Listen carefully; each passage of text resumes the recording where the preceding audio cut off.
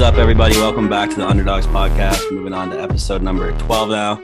As always, my name is Jordan Daly. We got Craig Smith, Mike Taylor, and a special guest. But before I let Craig introduce her, just got to say, please make sure to click that subscribe button down below. On the last episode, according to our analytics, 99% of you are not subscribed to us. Give us just hit the button. It's not that hard. Craig, I'll let you introduce the guest. Today, we do have a special guest. This is a first woman on our set, and we are so thankful and so proud to have this person. It's very special to us, especially me and Mike T. Her dad was a former commish of the Drew League, and we consider her, even though she's in her own lane, the genie bus of the Drew League. I love it. She's doing big things. We like to welcome Watts' own Chaniel Smiley. Welcome to our show. Thank you so much. Oh, thank you guys. That was an intro right there. I love it. Well, we do consider you the genie bus of the Drew because we feel like so much history you've been around since a youngin'. You've seen a lot of things at an early age, and now to be at the forefront and be the boss of it, you taking it to new heights. So we had to make sure we give you your flowers. I appreciate that. Thank you. Very kind. Definitely. Those feelings is mutual. Yesterday when we was, kind of going through some things, we was like, yo, we got to highlight that as much as possible. Like Genie Bus or the Drew, like that's the perfect fit. That's the perfect match. So we're going to hop right into it. And we want to talk about your upbringing and what it was like growing up in, South Central LA. Just being a little bit more detailed in how that household was ran. Yeah, for sure. So I grew up father, mother at the household, my brother. So I'm the oldest. So it's just me and him. And born and raised in South Central LA in Watts, right around the corner from where Drew originally started from. So that's been my home forever. That's all I know, right?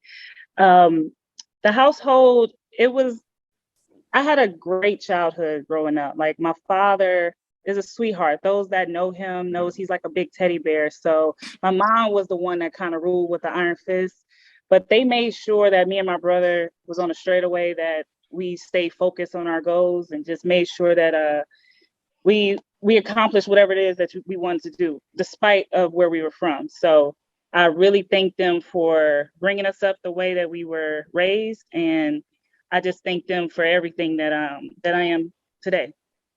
Discipline has been like my word of the year. Mm-hmm. Can you kind of just break down how the discipline, that you learned from Dino and everything like that, and just how it's helped you as a child growing up? I think he prided himself on disciplining us in both areas, meaning like we were able to see, the good and the bad from where we was raised in, that type of environment. So I learned from a young girl, as far as like which avenues to turn down, and as far as the discipline goes, growing up, I had to face a lot of different challenges with, from school to whether it was bullying, just the gangs that were in our community, just all of that type of stuff that went on. And I always noticed that my dad was just so chilled about everything. Like he was able to just take whatever it was that he was faced and apply it in a positive way.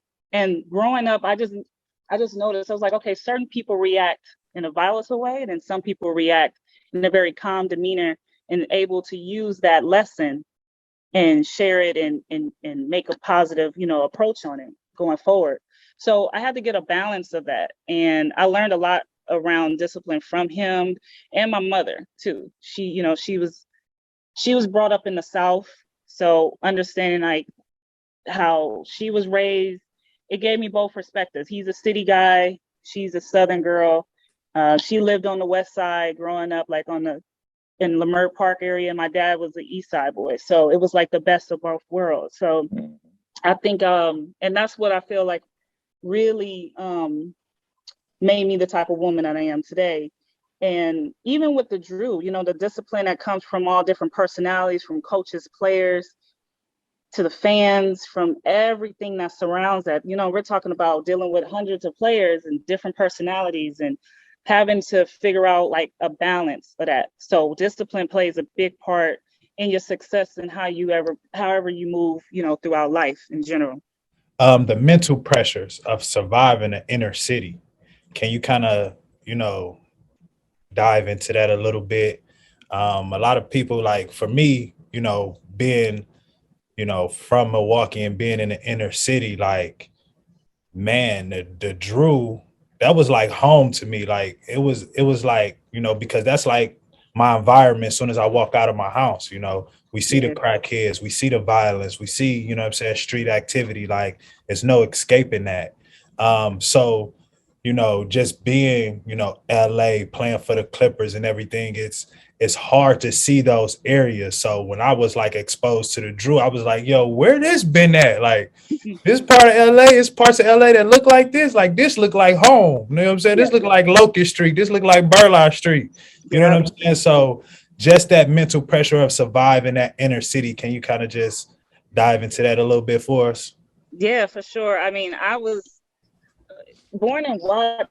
I mean, every corner, every other block it's a different hood, right? So I'm in the middle of where predominantly, like, you know, the Crips are from. So I have to walk by that every day.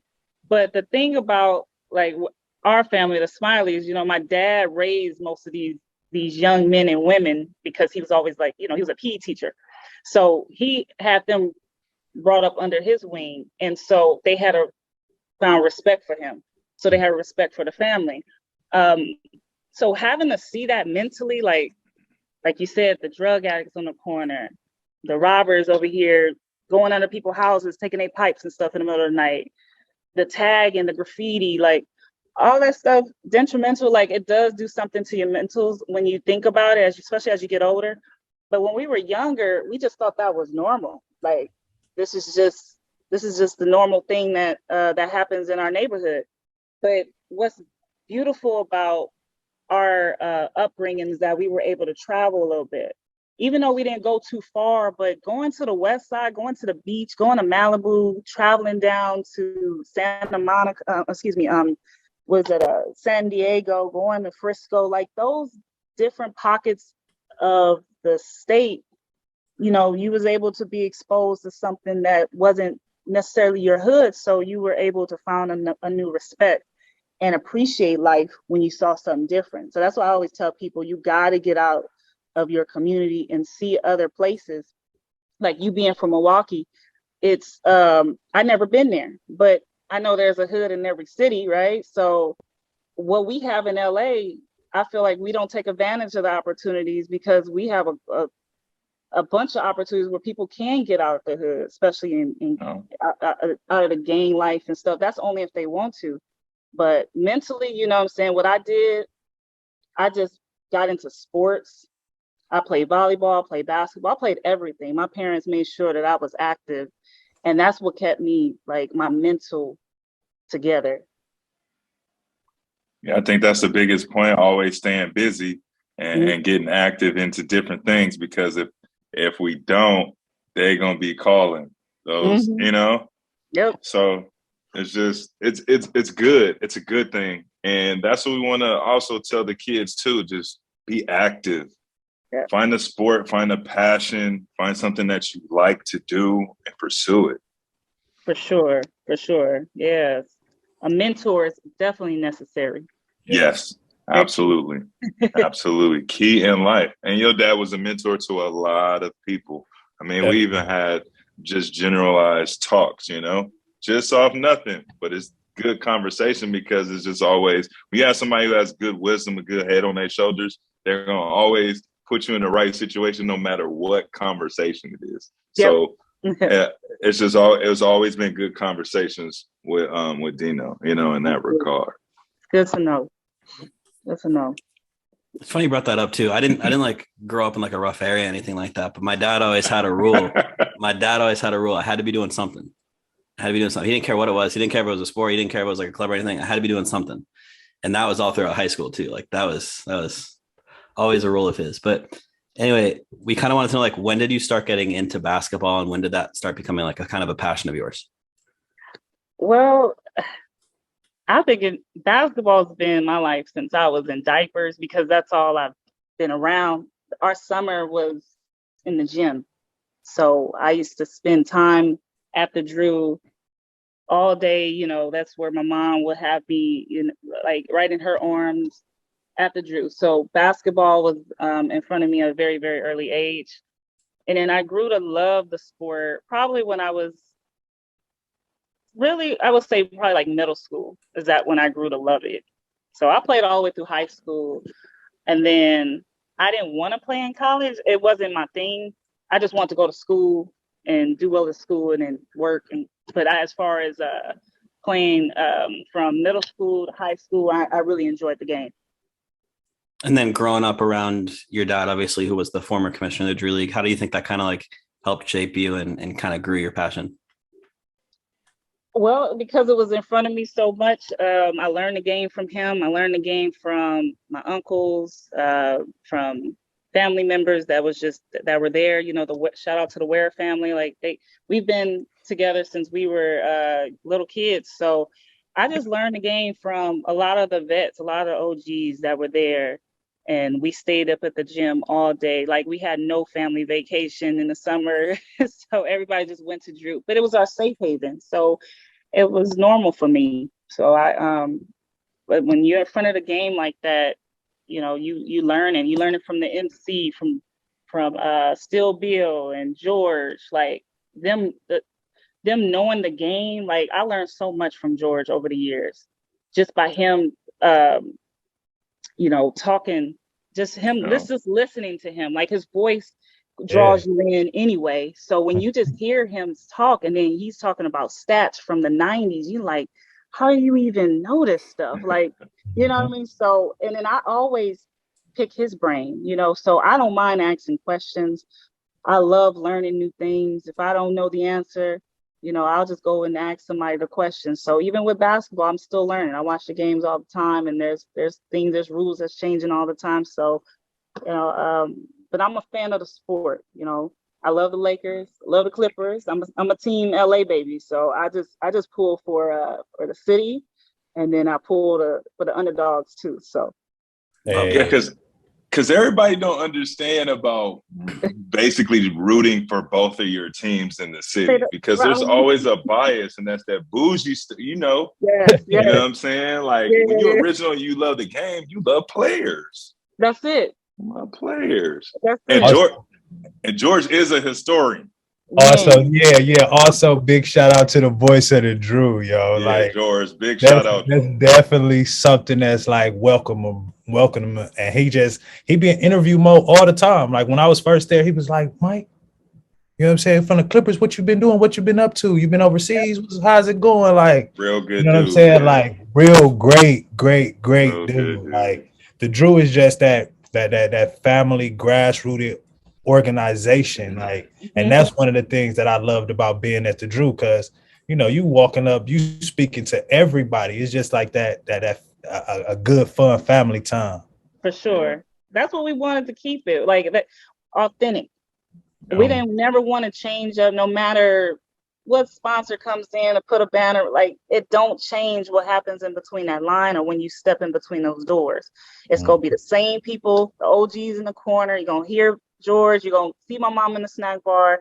It's gonna be the same crew of kids mopping the floor. It's the same crew. So, and we pride ourselves on that because we want to stay authentic and we just love each other. Most of us are family and really, really good friends, you know. So that's what makes us special, I feel, or different from other pro-am leagues.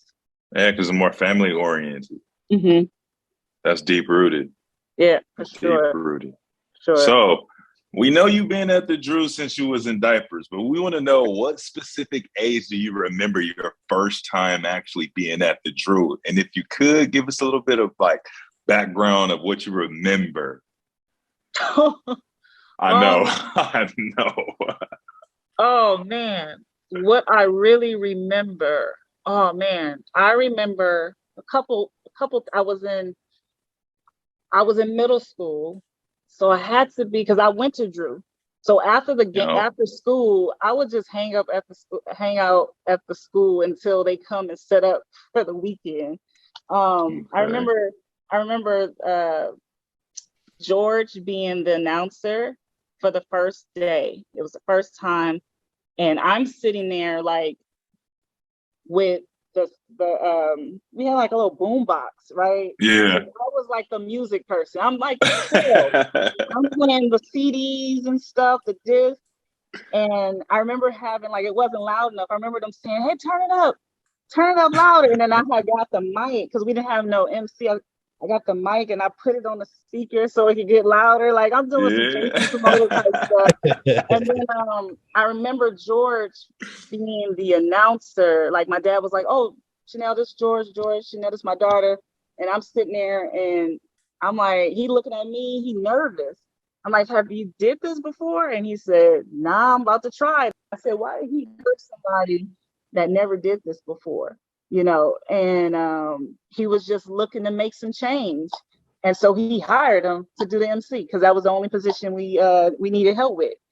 So that was 25 years ago. Another moment. Y'all know Rock Johnson, right? From the All Stars. Rock Johnson, coach. He's been the same forever. And I remember him getting a tech. I remember him dragging his sweaty uniforms across the floor. Oh. Yeah, he got a tech and he was like, "All right, ref, kick him out." He grabbed his bag. He was like, "All right, I'm gone." So instead of just picking up his sweaty like uniform bag, he drags it and did it so slow, and everybody, you have to stop the game. And then back then we had to get towels, and I remember right, we didn't have the push broom, so that took like 10, 15 minutes. I remember Baron Davis dunking so hard on somebody. I can't remember who it was. Baron Davis used to do BD. Okay, so now we could talk about the stories of young Baron. He was still in high school playing in the Drew, right? Yeah, Baron. Wow. Yeah, Baron was still in high school. That's crazy. Yeah, BD. But I mean, especially back at that time, that was pretty crazy. But like, man, you seen some faces and some man. I've seen a lot. It was some good times though. I don't know how we played without padding. I don't know how we played without. We didn't have trainers. I don't know how they played, but it was just good times though. What about the technology of the shoe games from back then to now too? Oh, the shoes, back then nobody was really paying attention to the kicks, right? So it was just like, I felt like it was just like some starters, or it was a lot of Converse. It was Barclays. I remember Barclays. Barclays. Yeah. Like the shoe game definitely evolved quite a bit because now everybody's paying attention to what shoe you wearing when you're playing. Man, it's so important. Big, like everybody was wearing.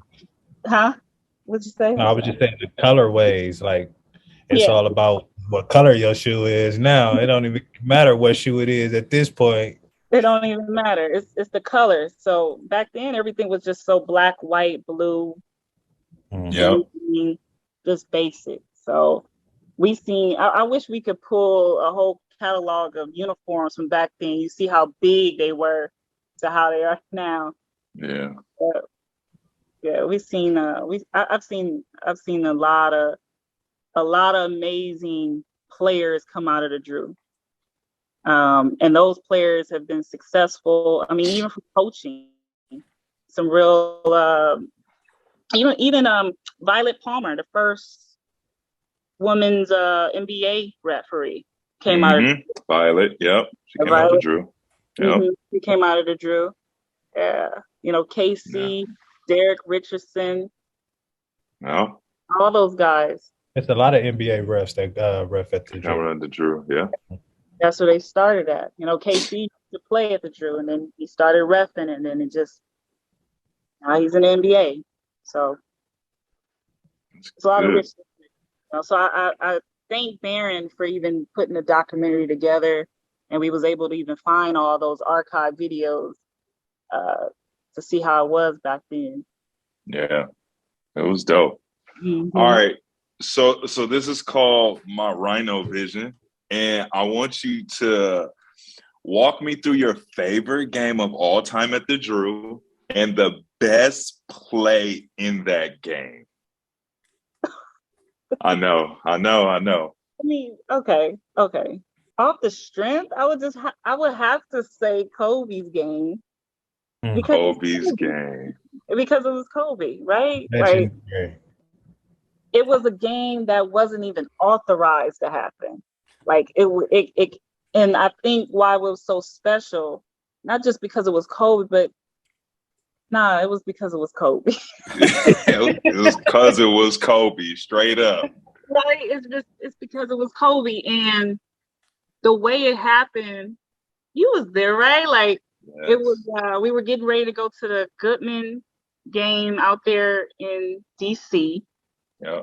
And that became a practice game. It was like, we need to practice to get everybody together. And then Kobe wanted to play, but it was, he wanted to play in the playoffs. And we was like, oh man, that's the one rule we can't, we've never bent that rule for anybody. We pride ourselves on integrity, but this is Kobe, right? So it's like, how you gonna tell Kobe he can't play at the Drew? Like, why would you push him away? So we was like, we just gonna make a game up for him. So we did it like on a random Tuesday, and we didn't tell nobody because we knew it was gonna be chaos. But of course, telling the players, then telling their homies, and then telling their family, and then it just became crazy. So I love that moment because the community came up and like with numbers. They drove up from wherever, and they had their jerseys. It was just one of those little good, feel good moments because these kids and these families, they don't get to go to the NBA games like that or see their favorite players, but to see the all time, like this in your own backyard, like that was a moment. And then, go ahead. No, I'm saying it definitely was because it was like whenever I got there, the line was around the door. And Dino was still being secretive, like who we playing with? He like, Kobe wants you to play with him today. What? Right. Yeah. Like what? Like y'all playing against Kobe. We on Kobe's squad. Like who chose? That's one thing I didn't know. Who chose the teams? Like how did you go to this team versus that team? That I didn't know. Kobe picked us. He did. That's what Dino said. Yeah, Kobe picked us. Wait, you played with him in that game? Yeah. Yeah.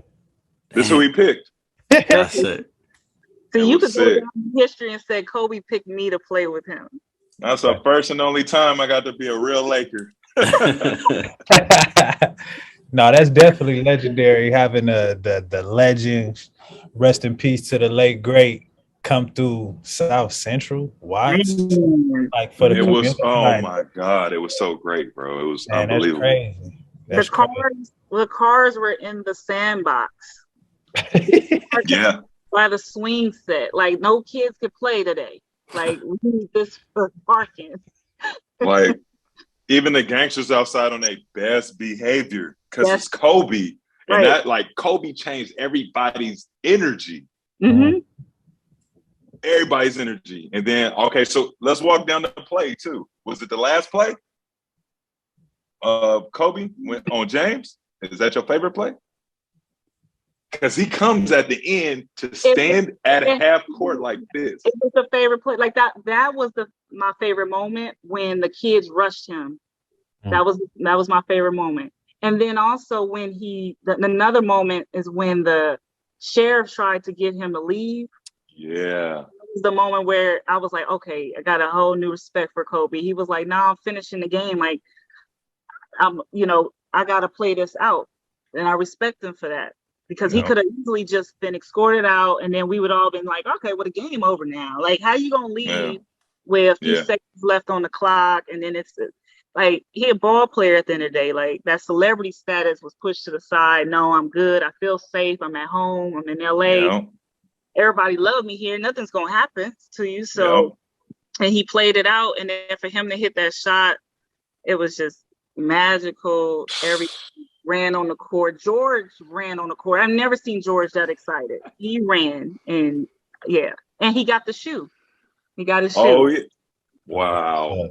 He still got his shoe. He brought it to the gym last year and put it right on the. I was like, you better make sure nobody walk off. For real. Yeah. That was so great of an ending to it, though, because it was just so fabulous. And I remember, because I took the ball out and I gave it to him. I said, "You want the screen?" He said, "No. Get the hell out the way." I said, "Absolutely. Absolutely." He said, "You want a screen?" Yeah. You want a screen? You good? I'm out. Oh, yeah. He said, "You what?" I lost. I lost. All right. Growing up watching pro hoopers play in the Drew, how did that like affect you seeing like, you know, the pros start to come into the Drew League? Oh, how it affect the Drew mainly? Yeah. Yeah, like to see the pros coming on I would say on a consistent basis around that time. Overall was good for the league. It put notice on it. Like I feel like everybody was excited to see the pros. And my perspective is like this is something that the kids can come and they can talk to their players. They could take a picture, and that's what made me happy about seeing the pros actually come. And then that to me also that showed that they respect the league too, and they have love for it. So when they started coming and more, like it just it put the league on notice, and especially around that time of the lockout period, right? So everybody needed somewhere to play, and that's when they were going to their local pro-am leagues. And so us being in LA, most of the guys work out here anyway. Yeah. So it made sense for them to come down, and just word started spreading. Even though you said you played in high school, what was that experience like? And like, did you ever like when you was at the Drew League game and you would go back into high school, did you try to utilize some of that skill that you've learned from over the weekend, or during tournaments, did you utilize anything, or was there certain situations where you were, I don't know, I feel like being helped by different pro athletes or anything like that? Where like, how was your high school experience hooping? My high school experience, to be honest, like I was just playing to stay in shape. I wasn't that type of hooper. Like I played my whole life, but I was more of a shooter. That's what I did. I shoot, rebound, kick it out. Like that's what I was doing. So you was Clay. I was Clay Thompson. There, I was right there on the wing. I ain't trying to bang up and do all that. I was just shoot it from here. Let it fly. I feel that. So you a lefty? No, I'm just holding the phone. Right. Okay. Yeah. I'm about to say it was like two. Like, you know, I was trying to mimic Casper. Oh yeah. That was like Casper was just a pure shooter, and and Irv Magnier. I don't know if you guys know Irv Magnier, but he played back in the day too. But they were just pure shooters, and I just kind of fell in love. He used to train me too. So we're always trying to make sure that my shot was together. Yeah. So wow, that's what's up. That's the story. Yeah, Casper. I'm like, for me to learn how to shoot from Casper, like I had to be good. So I just made sure that I just like every time I got the ball, I tried to shoot it. I wasn't afraid to shoot. So that's what he would always tell me. You ever feel like there was extra pressure added on you, like being around like pro athletes, pro hoopers? Do people just assume like you're going to be this like great talent? Do you ever feel extra pressure because of that? I felt like there was like sometimes the coaches would want to come and watch me play. I'm like, no, don't worry about it. Yeah, I mean, and then a lot of the staff knew who I was because the relationship with the league, and that was always a plus too. But that also meant I couldn't get in trouble. I couldn't do anything I could, I wasn't able to do. You under a microscope, everybody looking at you. Yeah. Was even George worked at the middle school, so I would have to pass by him every day. The principal, all of them knew, like they all knew me. So I was like, yeah, I can't. Even if I wanted to, I can't. But no, I learned a lot from those guys, and it's just it's a blessing to see them go, further in life and do whatever it is that they wanted to do, whether it was to stay with basketball or to coach or to train and come full circle. A lot of them are now dads and stuff, grandfathers. So, and they're still involved. And the blessing about like having the juniors are part of the league, the junior Drew, excuse me. Yeah. It's like coming full circle. Now we get to see the kids from these legends, brought up. And those are great moments to have too. When did you first become involved in the Drew? Involved, I would say, well, middle school, about 12. Uh-huh. And then she was Radio Raheem. Had to do you said she had the mic. She did. She was the first. She was doing the music first. Yeah, she was the DJ. I was a DJ. I was a DJ at 12, and then and then I started helping my dad out more after college. I came back to college after I graduated, came back home and started helping him out even more, and just became more of like his assistant. When he started getting older and things started like transitioning differently, then that's why I was like, all right, let me pay attention to this more, especially on the back end things, right? So he needed help. I was there, and my brother was a little younger than me, so he was in school still. My mom doesn't know anything about basketball at all, so she's just there as a great support system, and food and things is this her thing. So it was me that helped my dad out. So speaking about college, you went to school for criminal justice. Did you always plan on, going back to the Drew and kind of following your dad's footsteps, or did you originally have like another plan? I had another plan, but so I finished school, and then my plan was to become a probation officer. I wanted to do probation, and during that time I graduated, the economy crashed, and then that's when we were in a bad situation as far as with jobs and all that type of stuff. So I was like, okay, nobody's hiring nobody at this point. So I just focused on doing some other little things. I was working here and there, some other jobs, but it wasn't what I really loved to do. And I found a love in helping my dad out.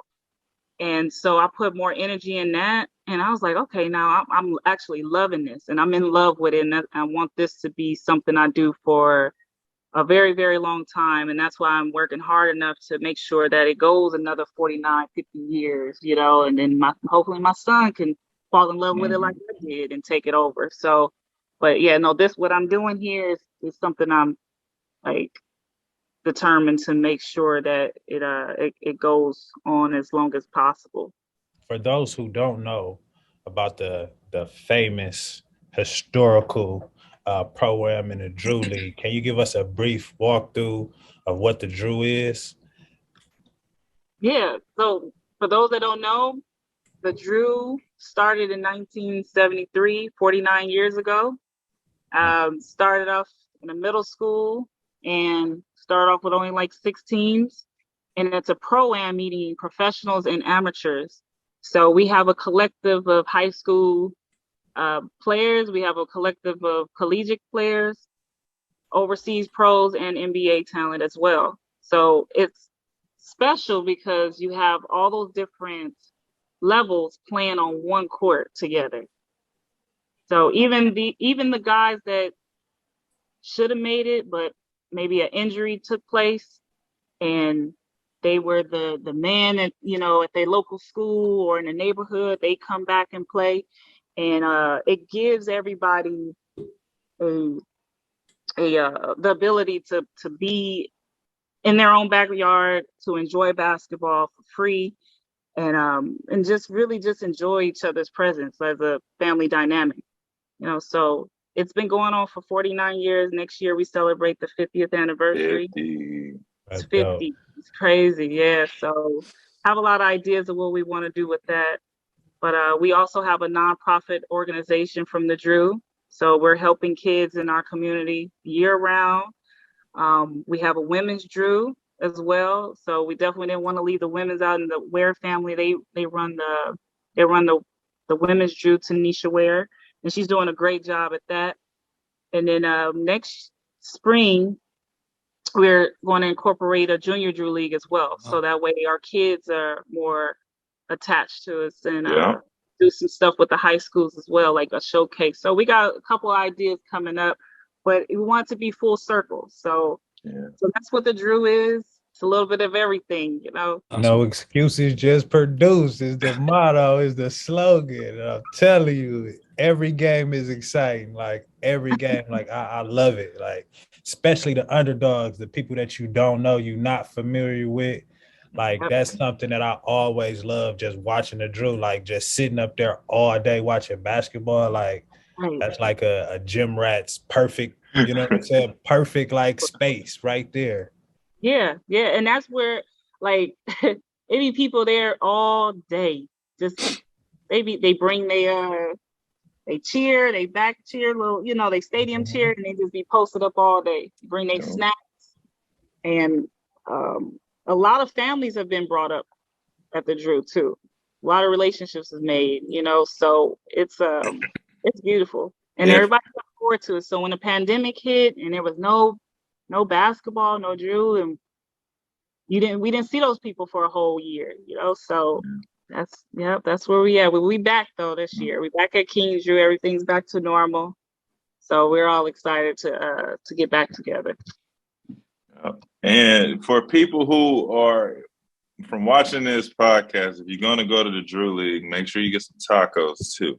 Make sure you enjoy yourself, get some tacos. It's going to be good family fun. And it's going to be nothing but great games. And which is cool because it's kind of been away from that for the past couple of years due to the pandemic and different things like that, So it's good to see that things are getting back to normal. Nah, thank you. Yeah, we pride ourselves on the food too. Okay, I'm gonna have to stop by. You sold me with that one. And you got like, who sells banana pudding at a basketball game, right? Right, exactly. But I know you were just talking about creating the underdogs for certain players who don't have that big name. Like for one example, Frank Nitti has been one of those underdogs who's came out, done things the right way, and really developed a really good platform for himself. I just like the fact, because I felt like me myself as being an underdog, it always gave us the opportunity to really showcase our skills, especially at the highest level. So it's always loving that perspective. But I do want you to just kind of just elaborate on that a little bit more with certain underdogs and how it has really changed. Like there's certain people in videos that have gone viral off some people just getting dunked on, and you can actually not have a team, right? And at the end of the Drew League year, could be signed or have 2-3 European teams looking at you. So I just want to get that kind of perspective from you. Yeah, no, I'm glad you brought that up, because a lot of guys, well, I'll take it back. I know we've always had conversations of well, how do I get in the Drew? What's the step to get in the Drew? And it's always about networking, right? It's all about who you know. But I feel like once you get your foot into the door, it's here's the platform for you to do what you're supposed to do to be seen. And, having the videographers there, the photographers there to capture those moments, I really feel like there's no excuse on why you can't go to the next level. Unlike how it was years ago when we didn't have viral moments, right? We didn't have social media. ball is like to capture all that stuff. So here we are now, and people like Frank Sessions. I'll just stay on him, but there's several more. I'm bad with names and I don't want to ramble, but Frank, I mean, everybody knows his story. He used to work at, I believe it was some carrier, I believe it was T-Mobile or whichever. And he didn't really care to continue hooping, right? He just wanted to play just because all his homeboys was up there playing. It was something to do. And he was just good at it. And I think he started taking it serious. And then his personality too. Yeah. His personality was shining, and then he just became a very likable person. But he used the Drew for what it is, and that's exactly how you should use it. Like, he took it, just ran with it, and just went crazy. And I'm so excited to see where he's at now, his journey now with the Big Three. So I'm very proud of it too. When I heard that he was getting signed to the Big Three, and he didn't even put foot in the NBA. You know, like I just thought that was just a moment to, like, give kudos to the Drew. I took myself out of it. It's not the Smiley. It's bigger than me. It's bigger than us. It's like, give kudos to the Drew for providing that type of platform for these guys to expose their game, for him to get selected. And I remember seeing the selection process. He had on a Drew League jersey. Everybody else had their former NBA or overseas team be called up in the process, and he had a Drew League jersey. So I'm like, So I mean, that's what we're here for. That's what we're here for. We're here for the guys to continue to develop, have fun with it, and really maximize on that opportunity. So even when it's time to go overseas, we're trying to make sure that we take them overseas. We're doing something this year overseas in the middle of the summer. So we're going to take some guys to try to get exposed to some scout stuff. So yeah, we want to see everybody flourish. Absolutely. And I was like, it's almost like Nitty played his own NBA 2K life journey in a sense, right? Like, man, I'm just trying to hoop to have fun. Like, oh no, dog, you could really hoop. Like, oh, I better take this seriously then. Like step by step, like seriously. So it's dope. Shout out Nitty. Man, big shout out to Nitty and the Drew. Frank, he actually won championships overseas in Qatar. Yep. The year before I played on the team. The year before, Frank came back and won championships. So I was kind of like, my agent was asking, like, who is good? And this is when he won the Drew year. This when he won, MVP of the Drew. And I think his team won the Drew League that same year too. And they was just like, my agent was like, do you know anybody overseas, like a guard that could kind of fill in your role on his team in Qatar? And the first person came to mind was like Frank Nitty. Like, I just watched him play.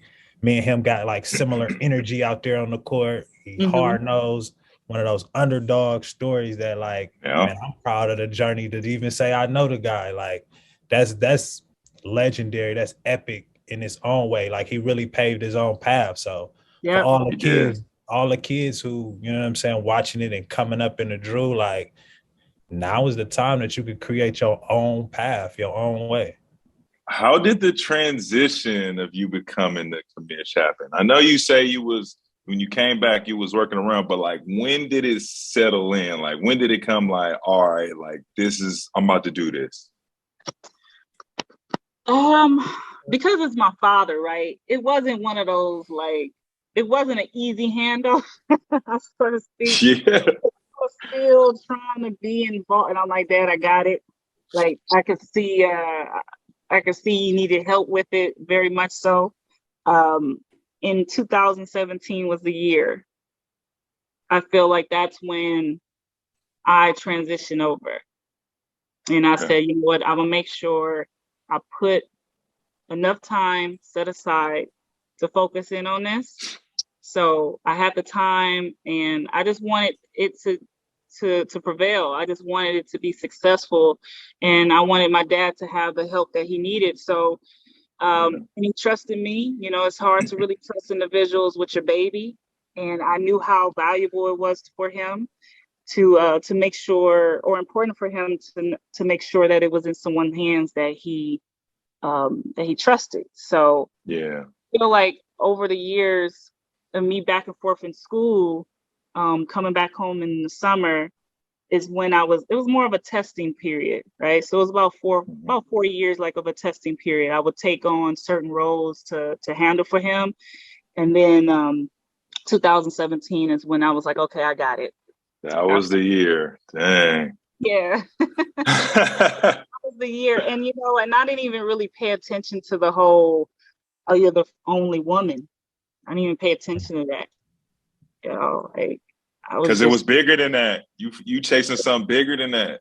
right. I wasn't trying to be the first anything. I was just trying to just be there to support and because I saw where this was going and the attention that it was getting. And I'm like, it's needed. This doesn't need to be canceled out anytime soon. Yeah. So to continue that, definitely got to step our game up around bringing a support system that understood our vision and being creative around the content, being creative around the visuals and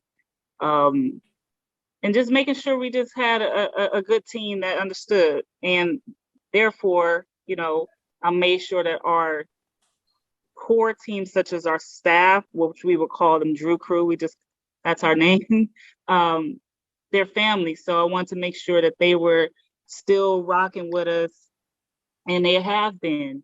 They've been rocking with us for a very, very long time. They never switched up, and that's very important to me to have a group of people who I trust and that I love, and they have love for it as much as I do.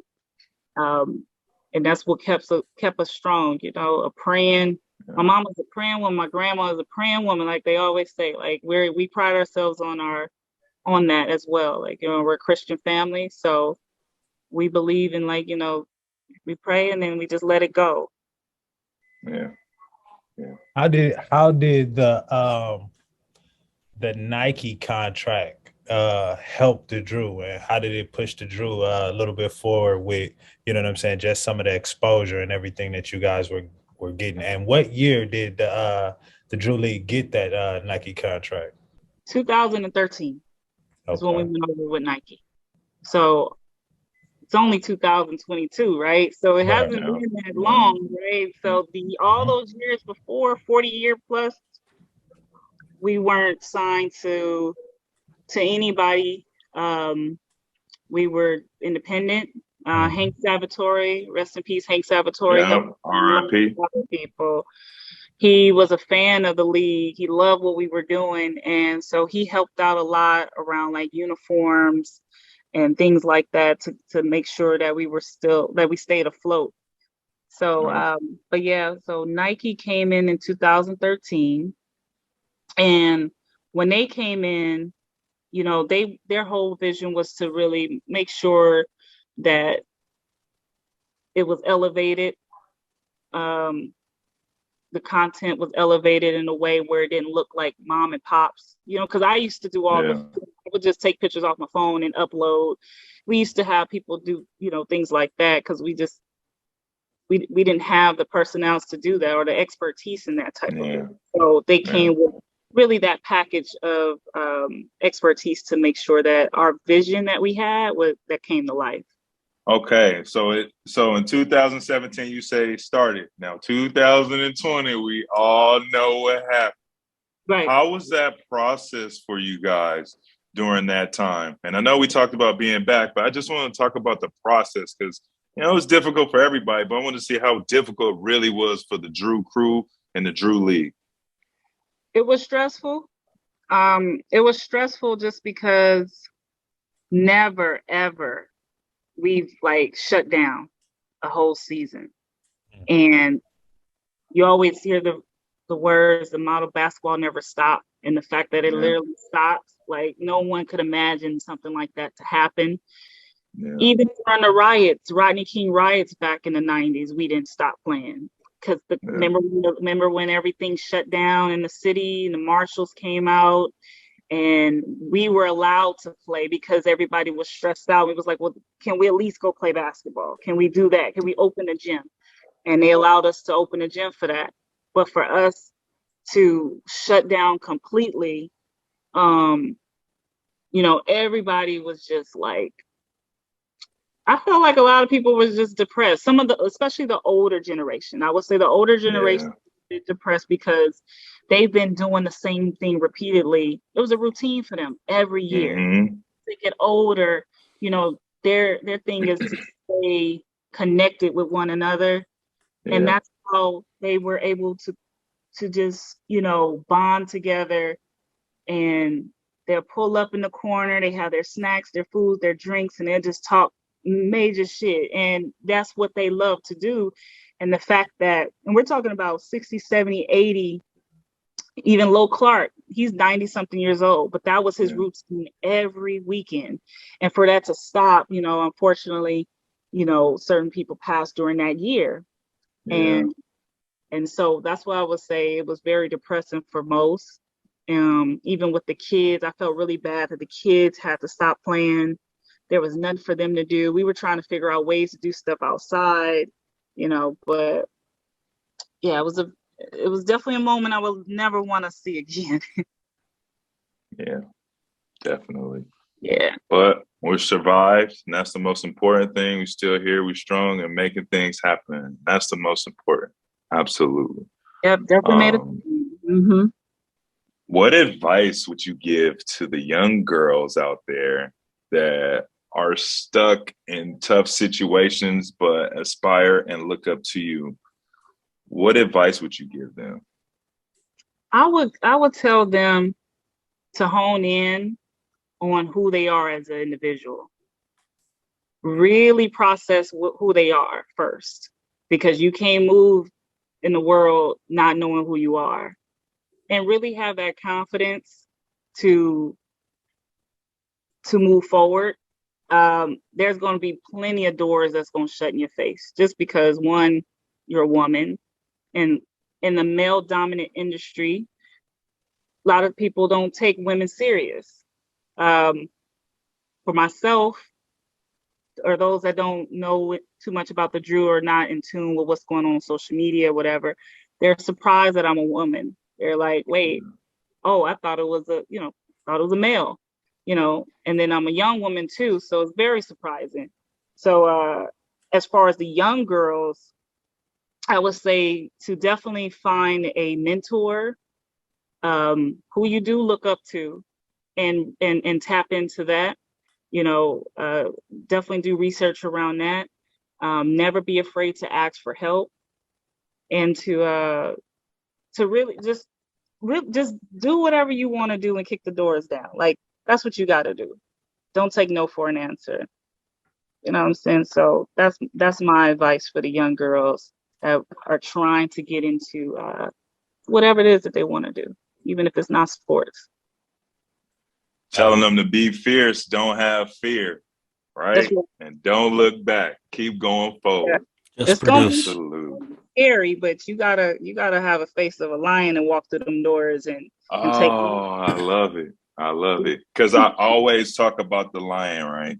So lion, when he ever has his eyes on something where he's locked in that he wants, nothing distracts the lion from getting what he wants. Nothing distracts the lion. Right. Nothing. You're right about nothing. That thing focused. It could right. be something walking through. No, I don't want that. I want that. Right. You got to be persistent too. Yes. You got to be persistent. Like, don't drift. If that's what you want, then that's what you want. Like, you ain't got to change up because somebody said you need to change up. Go get it. What'd you say, Jace? No excuse, just produce. Yeah. So for those that do want to work in the sport industry, what would you say like your day-to-day role as a commissioner is? Like what kind of stuff are you involved with? What kind of stuff are you getting your hands mixing and getting dirty with? Networking. I'm doing a lot of emails, a lot of calls. Got to stay organized. I have a planner right here, have my emails up. Being organized is like the number one thing. You definitely don't want to go into something not sure of yourself, confused. So making sure you have control around that. I'm dealing with sponsors, dealing with all the coaches. And I don't necessarily have to deal with the players or anything like that, but it's mainly the coaches and the sponsors. But it's a lot of communication. So I pride myself on communicating. If I don't hit you back when you call me, I'm hitting you back by the next hour or within the next hour. It's very important to communicate with people. Just, because you can miss out on a whole bunch of opportunities by not responding back, so I try to over communicate sometimes, especially with dealing with 40 different individuals, head coaches and assistant coaches, having to communicate with all of the information that's needed. So it could be a lot, but I'm built for the job and I love it. So awesome. Did you ever think that you would be the commissioner of the Drew? No, I didn't. I thought I was going to be patrolling somewhere on the force. That's what I thought. But I knew that wasn't my calling. I felt like I was probably going to make the wrong decision, especially after diving more into it. And I was like, you know what? I made the right decision not to go that route. This was the route I was supposed to do, and it's my family too. So it's like, what better, position is that to work alongside with your family? But I never thought I was going to be the commissioner. I thought my dad was going to do it all the way till he was in the cane, but he trusted me to pass the baton, and I just ran with it. So sometimes you don't know what your calling is until you actually dive into something, and then you're like, okay, this is what I'm supposed to be doing. Yep. Real talk. Yeah, real talk. Everything happens for a reason. For sure. All right, so we'll jump into the segments now. We have this one called Give a Dog a Bone. It's just rapid fire questions so our audience can get to know you a little bit better. Okay. We'll start this off with, this is the Underdogs podcast. We want to know what your favorite dog breed is. French Bulldog. Frenchie. Okay. Favorite musical artist? Jill Scott. Okay. All right. I like Jill Scott. Favorite shoe? Favorite shoes? Air Force One. Okay. Is that why the Drew League has the Air Force One collab crossover? I got a pair of those. So, Cortez. What about the Cortez? So can I ask this question, Jay? Go for it. Yeah, this is Craig's question. He wanted to get this in on here. So, who is your favorite team in the Drew League, and why is it COA? Wow. I played the fifth, Craig. Craig, you got to give our listeners background on what COA is. COA is kind of one of the I wouldn't say original, but the new original Drew League teams recently, especially during the lockout. It's a team that I helped create along with my friends, and we had a really good run. We still could hoop though. I'm letting know now. It's since COVID happened, something that changed in the energies. I think it's through God. So yeah, we thinking about it, but no. Yeah. So yeah, COA was just a team from the Drew League, and I was one of the players, and so it was good. It was good. Okay. Back to it. So, who would you say your role model in life is? Oh man, my father. Okay. What would you say your favorite hobby is aside from basketball? I like to freestyle paint. Okay. That's pretty sick. Okay. Check you out. Not the best, but I like to do it. Well, you're probably better than me. I'm stick figure out here. I'm just stick figure. Same. But that's the thing about art. Like, you can't, it's your expression. Yeah, it's art. Like your personal expression. So it's like, how can you say it's good or bad? That's right. True. Tell that to my high school art teacher. I think they public school art teachers are tough, dude. I remember we had to start off with this fish, and my fish was too bloated. Too blown. She's It's like, no, I think you need to do this over. You were I'm making gonna a give you rhino a fish. G. It's supposed to be like that. I mean, right? She's like, what is this horn right here? Do you have a favorite game that you remember playing in? Favorite game? Yes. It would be from was it oh man, Ready to Rumble? Remember Ready to Rumble? Mm-hmm. Yeah. Afro Thunder and Afro Thunder, yeah. Oh, yeah. I definitely remember that. yeah. Yeah, Afro Thunder. Josh Childress. Shout out, Josh. That was on Dreamcast, wasn't it? It was Dreamcast. Yes, it was. Yeah, Dreamcast yeah, was that was the my- first that was 2K.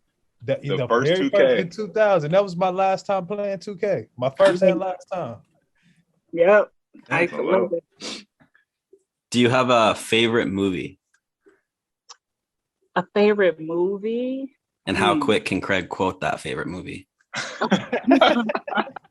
What would be my favorite movie? Oh my goodness. Oh, that's a hard one. Why is it so? I'm into like documentaries. Okay. I'm Okay. into documentaries and like, can I give you my favorite series? Yeah. Yeah. I love Game of Thrones. Bienvenue. Ugh. Bienvenue. Bienvenue. Yes. I love tried it. so hard getting into that. I couldn't get past the first episode. Oh, Jon Snow in the North. Oh, I couldn't do it. man. I couldn't do it. I'll try it again because a lot of people have been on me about that, but I couldn't do it. Dude, you need to. Because definitely towards the end, it gets lit. The I Snow heard the King? end was terrible. I heard the ending of it was horrible. No, the ending. But before that, the preparation up to it, it was Crazy. really good. It was really good. But the last one, I was like, they tried to set it up because they want to do prequels and stuff. Yeah, okay. So that's how they did that. Okay. But you got to get into it. You got to watch. I'll the try it first again. season. I'll Oh try man, the Lannisters. All right, I'll stop. But I quoted it in like 10 seconds though. You quoted did. it in like 10 seconds. Craig is our resident movie quoter, TV show quoter. I swear to God, you've seen every movie, man. Like it's insane. It's insanely impressive. Name a movie, Craig can quote it. Who would you say your favorite current player is? Right now, Yeah. I love watching Ja Morant. I love watching him. That dunk he had the other night. man. Yeah. Boy. I've always been a fan of LeBron, just off the rip. I've always been a fan of LeBron, but I mean, Ja is, I love watching him play. That's entertainment. Yeah, it is. So you said LeBron's a big fan. So when he came to the Drew, that must have been insane for you. Yeah, that was a surprise. Yeah, I really loved when he came. It was Barron brought him. He said he had a surprise, just make sure to stall the game. I think Cheaters was playing. Yeah, he was playing with Cheaters, and they were running. They were running behind. Like they was like he just stalled the game just for a couple more minutes, and we were like, "Nah, we can't stall the game." But then we understood why we had to stall the game. So, yeah, The king was in town. it was crazy. Yeah. Said I'm the king around here. All right. And the last one, who would you say your favorite all-time player is? Can I just eliminate? I love Kobe, right? Because that was just my era. So I can't really relate to the MJ. I'm in my mid-30s, right? So, Okay. but I really love Shaq. Shaq's my guy. I like that one. He's dominant. You can't not love him. Dominant. Yeah. Diesel. Yeah. You got to get him to DJ a game at the Drew. That would be something. He came down he watched his kids play. Okay. Oh, yeah, sure did. DJ Sure did. Diesel. The videos that are hysterical. Yeah. All right, so my segment is Mike's mental minute, and I got a kind of a loaded question for you.